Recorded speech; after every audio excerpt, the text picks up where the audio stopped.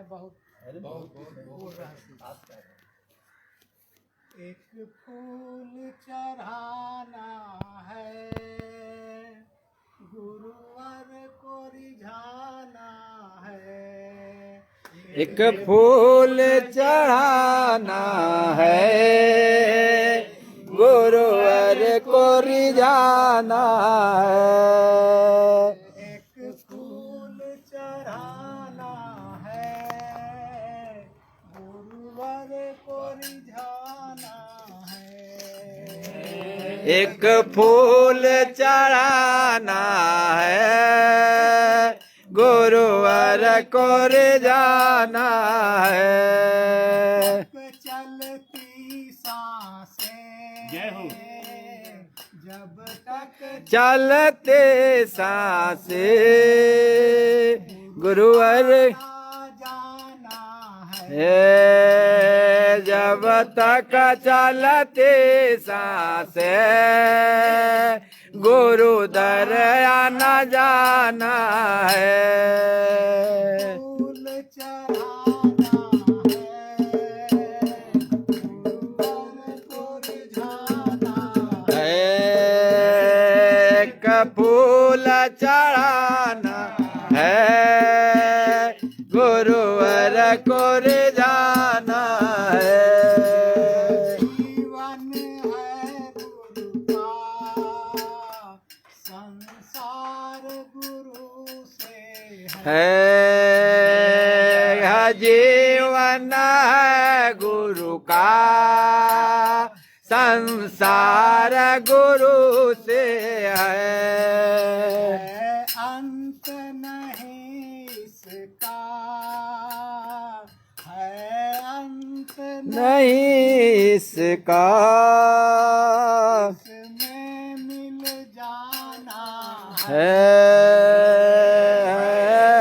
अंत नहीं इसका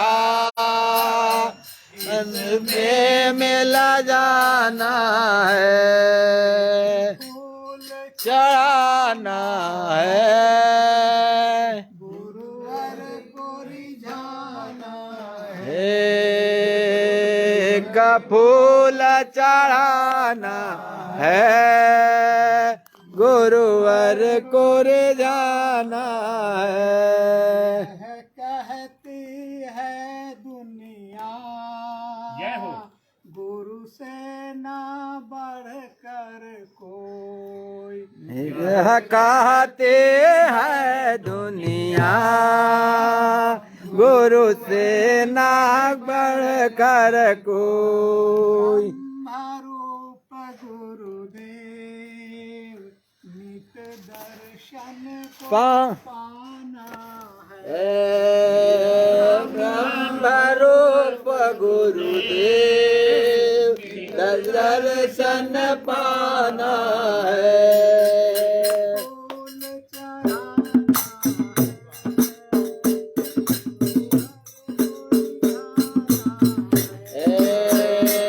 एक फूल चढ़ाना है गुरुवर को रिझाना है। पूर्व जन्म का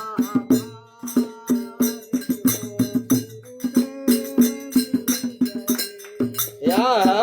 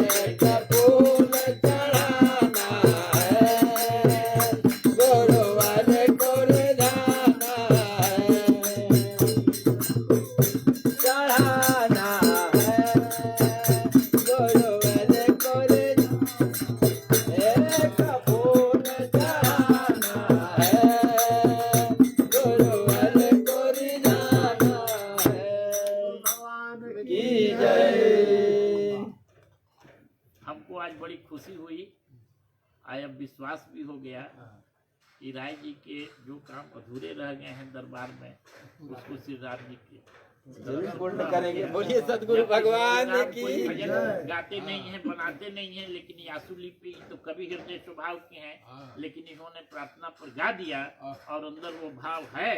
हमको उम्मीद है कि जो भी हम लोग की कमी खल रही है प्रोफेसर साहब की, उसको ही पूरा करेंगे। नहीं, कवि सम्मेलन वगैरह सारा वो हम करते जानते हैं। हैं इनके बारे में सब कुछ पता है, लेकिन हमको इसके बारे में डाउट था, सो आज क्लियर हो गया। यहाँ हम लोग का साथ दे पाएंगे कि नहीं, सो क्लियर हो गया। बाप जान बेटा सिपाही जान घोर कुछ नहीं तो थोड़ा थोड़ा थोड़ा नहीं है, है है। गंभीरता है। उसमें आया है चला कहीं। अब तो देखिए पुत्र के 3 स्टेज है ना। एक कुपुत्र और बीच में पुत्र और फिर सुपुत्र, है ना। कुपुत्र वह है जो कि पिता की कीर्ति को और नीचे गिरा दे, है ना।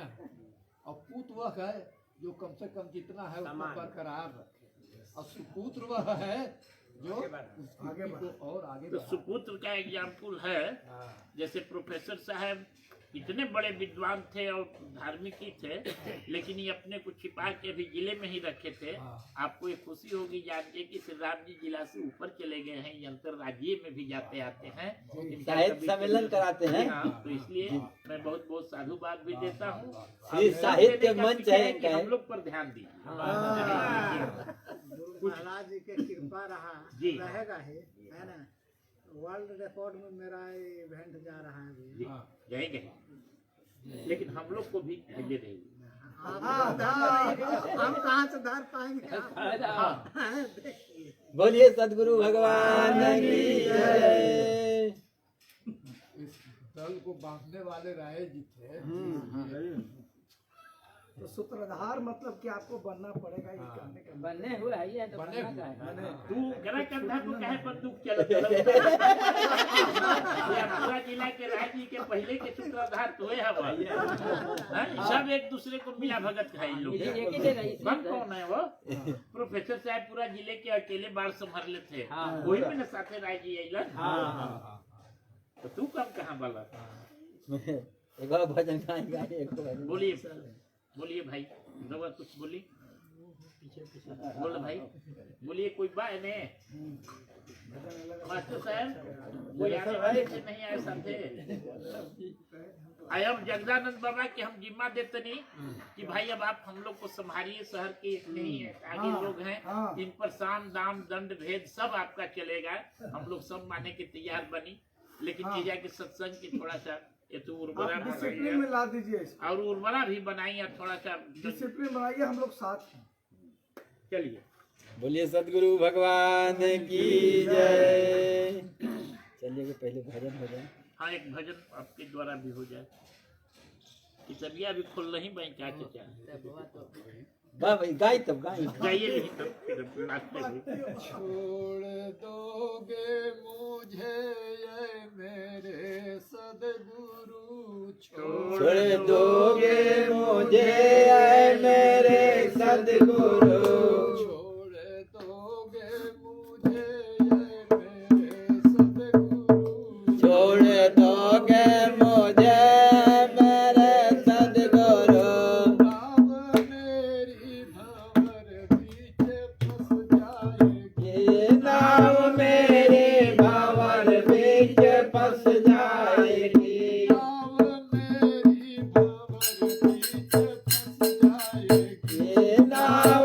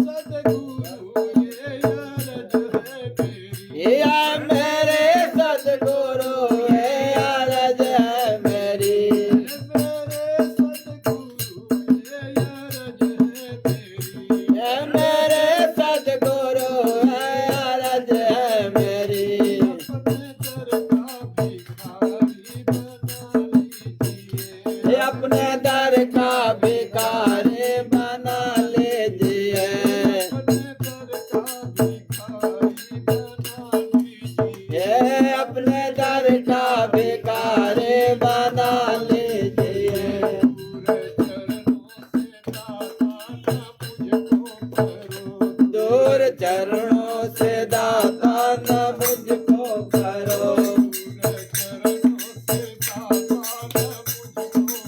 वो दूर चरणों से दाता न मुझको करो।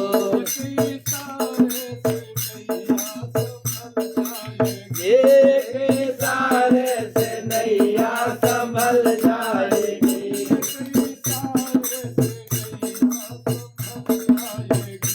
एक इशारे से नैया संभल जाएगी।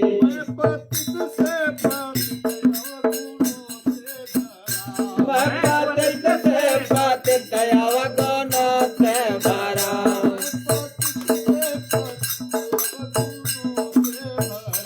मैं पतित से पतित अवगुणों से भरा।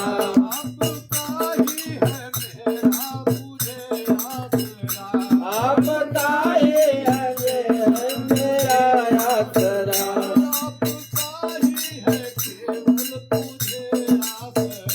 आपका ही है केवल मुझे आसरा।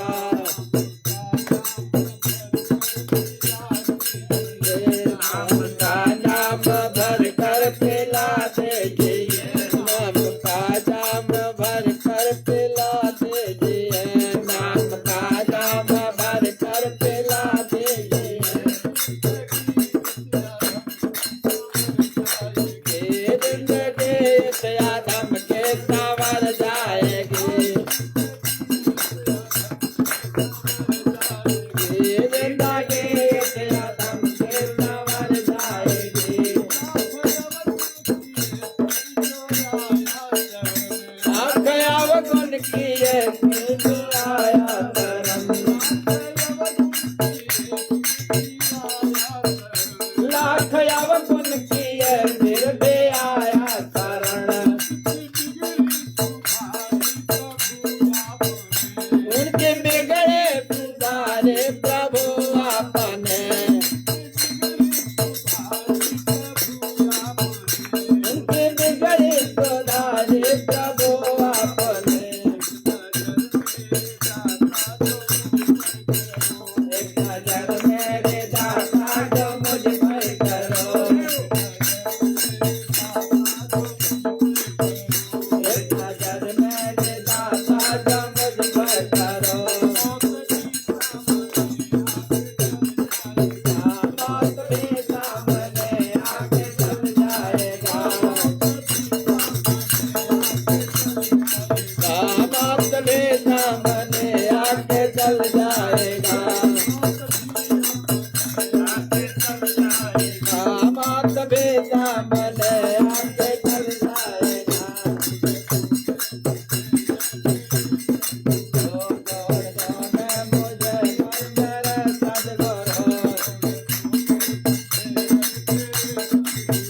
छोड़ दोगे मुझे मेरे सदगुरु, ये मेरी नैया बावर बेच बन जाएगी,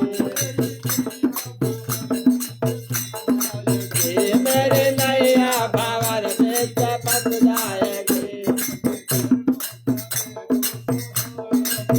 ये अपने चरणों का दे दो सहारा मुझे, अपने चरणों का दे दो सहारा मुझे। ये मेरे कैसे किनारे पे लग जाएगी, ये मेरे कैसे किनारे पे लग जाएगी। भगवान की जय, पूज्य बाबा जी महाराज की जय, स्वामी जी महाराज की जय, पूज्य डॉक्टर बाबा जी महाराज की जय, परमपुरी भगवान की जय, जंगल निवासी भगवान की जय, परमहंस महाराज की जय, आदि गुरु शंकराचार्य महाराज की जय। प्रेम से बोलिए जय जय सीताराम। पार्वती पते।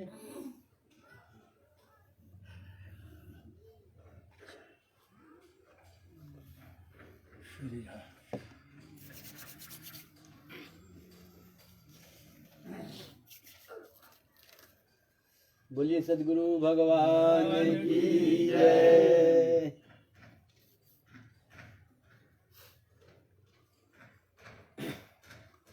मुझे रास आ गया है तेरे दर पे सर झुकाना। मुझे रास आ गया है तेरे दर पे सर झुकाना। तुझे मिल गया पुजारी, मुझे मिल गया ठिकाना। तुझे मिल गया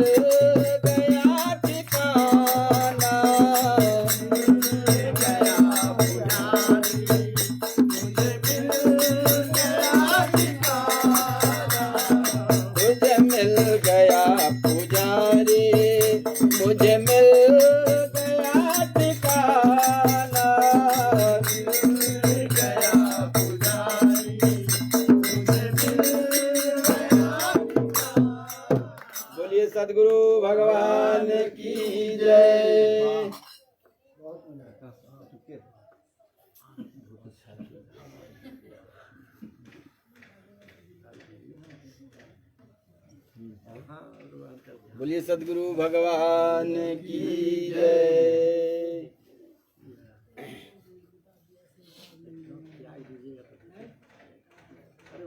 शांतं शाश्वतं प्रमेयं नगं निर्वाण शांति प्रदम आप लोग गाइएगा। ब्रह्म शंभु फणीन्द्र सेव्यं वेदांत वेदं विभुं रामाख्यं जगदीश्वरं सुरगुरुं मायामनुष्यं हरिं वन्देऽहं करुणाकरं रघुवरं भूपालचूडामणिं।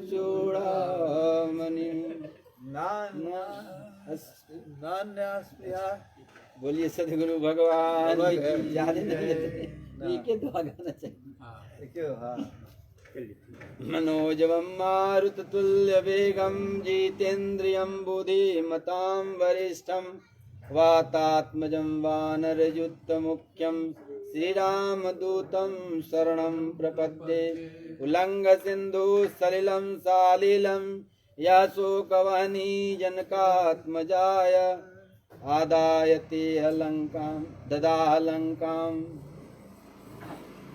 नमामि आञ्जनेय प्राञ्जलि आञ्जनेयम् अतुलितबलधामं हेमशल्यावदेहं धनुजवन कृशानुं ज्ञानिनाम् अग्रगण्यं सकलगुणनिधानं वानराणामुधीशं रघुपतिप्रियभक्तं वातजातं नमामि। बोलिए पवन सुत हनुमान की जय। दयालु सदगुरु भगवान की जय।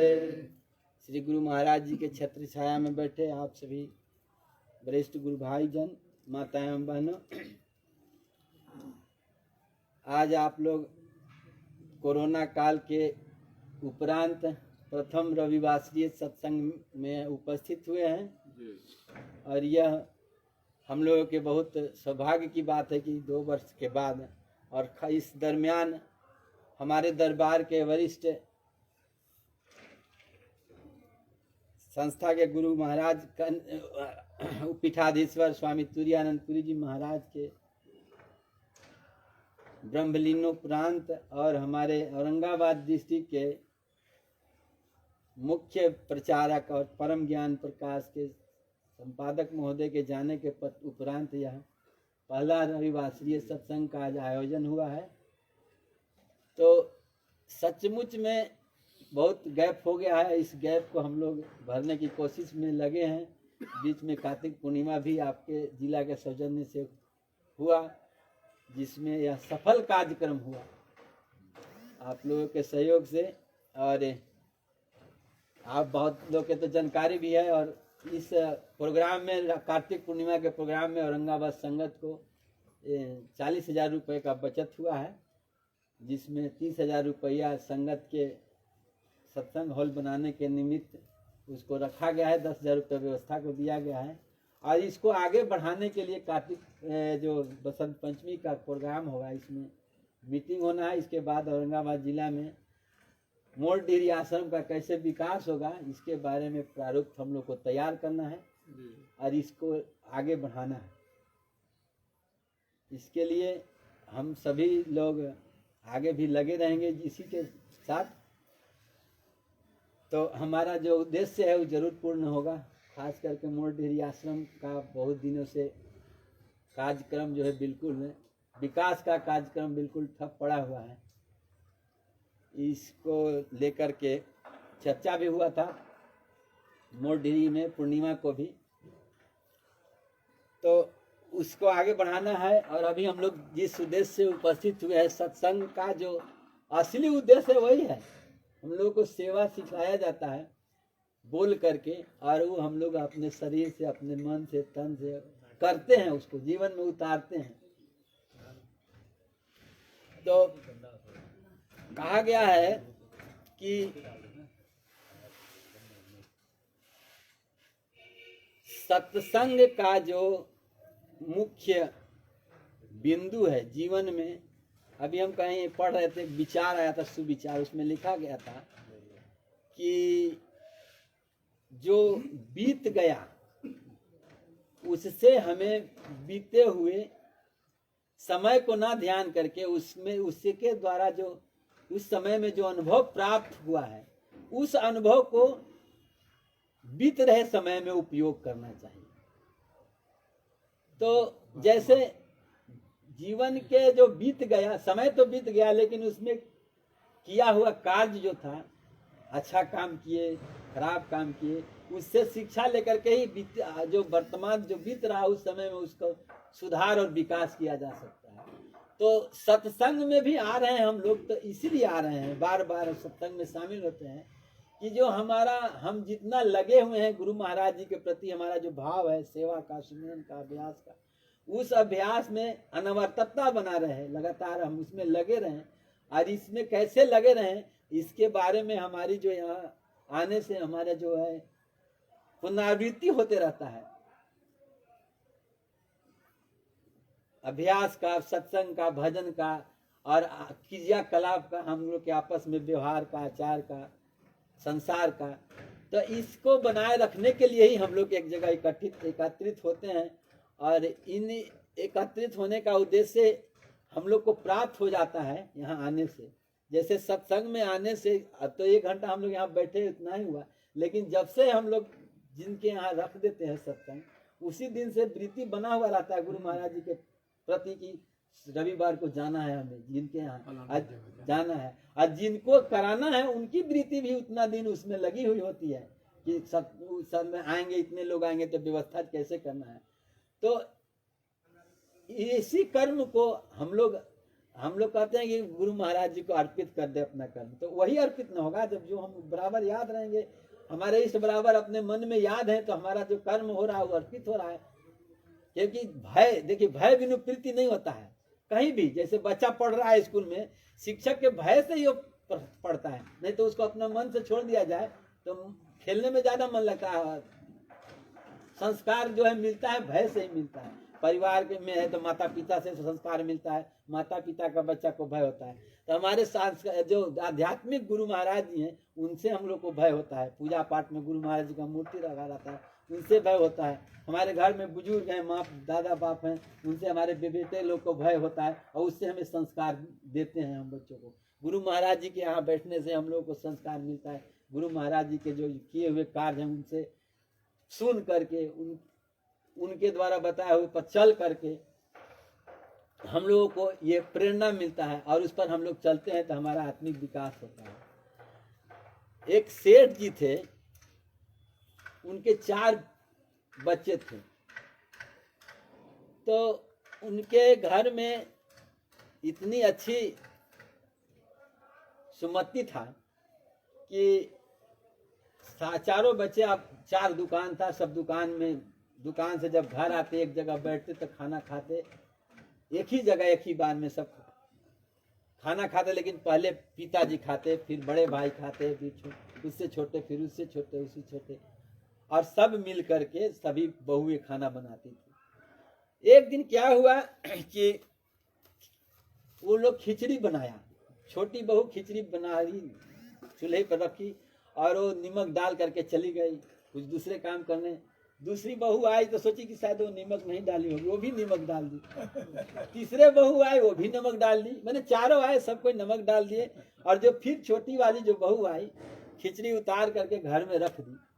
अब इसका सब नियम था कि डेली प्रतिदिन शाम या सुबह जब बड़े लोग को देते थे तो वो खाते थे, इसके बाद ही छोटे छोटे वैसे खाते थे। तो शाम को उसके ससुर साहब आए तो खाना दिए खिचड़ी लगा करके। वो खिचड़ी खाए, कुछ नहीं बोले, अपने खाए, खा करके अपने आप में उसको मटिया दिए। वो सोचे बड़े कि अगर हम कहेंगे तो बुरा लग जाएगा या और लोगों को लगेगा, जो खाएगा वो अपने कह देगा, हम नहीं कहेंगे। पिताजी खाना खाया, चले गए, कुछ नहीं बोले। इसके बाद बड़ा भाई आया, वो भी खाना खाया। सोचा भाई बहुत नमक तो तेज है, लेकिन पिताजी कुछ नहीं बोले, क्या बात था पिताजी नहीं बोले। हो चलो, हम जैसे मिला गुरु महाराज जी के, भगवान इच्छा है प्रभु, हम भी नहीं कहेंगे, चलो जितना खाना था खाना खाया, वो भी चले गए। इसी तरह से सब कोई खाना बारी बारी से खाते चले गए। लेकिन उस अदब के चलते कि जब हमारे पिताजी ससुर साहब कुछ नहीं बोले, जैसा खाना था वो भी खा लिए, हमारे बड़े भाई वो भी खा लिए, दूसरे वाले भी खा लिए, तीसरे वाले भी, मैंने परिवार के सभी सदस्य खाना खा लिए। लेकिन कोई एक शिकायत नहीं किया कि नमक उसमें ज्यादा है। सब ने जब खाना खा लिए, बर्तन भाड़ा हो गया, सब परिवार इकट्ठा एक जगह फिर बैठते थे, कामों की चर्चा होती थी। तो भाई सब कोई बैठा वहाँ, तो जो पिताजी थे वो बोले कि भाई ये बताओ कि आज सब कोई खाना खाया कैसा था, अच्छा अपना अपना अनुभव बताओ तुम लोग, क्या खाना में क्या स्वाद था। तो पिताजी पूछ रहे थे, तो पिताजी तो स्वयं पूछ रहे थे, तो उनको जवाब देना तो था नहीं। बीच वाला जो पहला बेटा था वो बोला पिताजी खाना तो अच्छा था, तो थोड़ा मोड़ा नीमक ज्यादा था, लेकिन आप जब खा लिए, हमारे पिताजी जब खा लिए, घर के बुजुर्ग लोग, जब आप बुजुर्ग थे वो नमक तेज था, खा लिए, तो हम भी नहीं बोले बहुत अच्छा था, प्रसाद था। मतलब सब कोई खाना खाने के बाद में उन्होंने कहा कि देखो यही है अदब। इससे क्योंकि गलती तो सबसे हुआ है, फिर जो वहाँ बैठे थे जब उनसे कहे कि नमक ज्यादा है, तो पहली छोटी बहू कह रही है कि अरे हम नमक देते हैं, खाली डाले थे, तो पूछ रहे, दूसरे से पूछे तो हम भी डाल दिए थे, तीसरी बोले हम भी डाल दिए थे। अब आपस में हो रहा है जी, तो बहुत नमक था, लेकिन इसके बावजूद भी उन्होंने कहा, जो पिताजी उसे कहे कि देखो अगर मैं ही घर के परिवार हूँ, बड़ा हूँ, मैं अगर कह देता कि बहुत नमक है, तो सब में द्वेष होता है, बताओ कौन नमक डाल दिया, उस पर गुस्सा हो जाते हैं, क्रोध आ जाता है। तो एक छोटी सी गलती को हम जब परिवार के मुख्य सदस्य जब छिपा देता है, तो बाकी सदस्य भी उसकी अदब से, मतलब उसकी आज्ञा में रह करके, परिवार के मर्यादा में रह करके भी उस छोटी सी भूल को भी लोग व्यक्त नहीं किया। व्यक्त तब किए जब पूरा परिवार में ये जानकारी हो गया कि नहीं सचमुच में ये। तो मेरा कहने का इस कहानी से ये हमें शिक्षा मिलती है, जैसे कि अगर परिवार के 4 परिवार हैं, हम लोग गुरु भाई के ये परिवार है, इन सभी गुरु भाइयों के परिवार अगर किसी तरह के कोई गलती हो जाता है, तो उस गलती का एहसास करते हुए भी समय और परिस्थिति को देख करके उस बात को रखना चाहिए, जिससे उस सुमति के कारण ही और उस प्यार के कारण ही उतना नमक डालने के बावजूद भी उस परिवार में कोई विघटन नहीं हुआ, कलह नहीं हुआ, द्वेष नहीं हुआ। तो ठीक उसी प्रकार से हमारा जो हम लोग हैं, अगर हम अपने जीवन में, अपने व्यवहार में इसको अपनाएं, तो हमारा परिवार उससे संगठित रहेगा, समाज संगठित रहेगा। तो इन्हीं शब्दों के साथ मैं अभी वाणी को विराम दूंगा, क्योंकि बोलिए सदगुरु भगवान की जय। है अच्छा, तो अगला बार सुनाइए, ठीक है, और बोलिए। कौन महीना कौन साल में मिटा दिया संसार मंगली वाले ने, कौन ना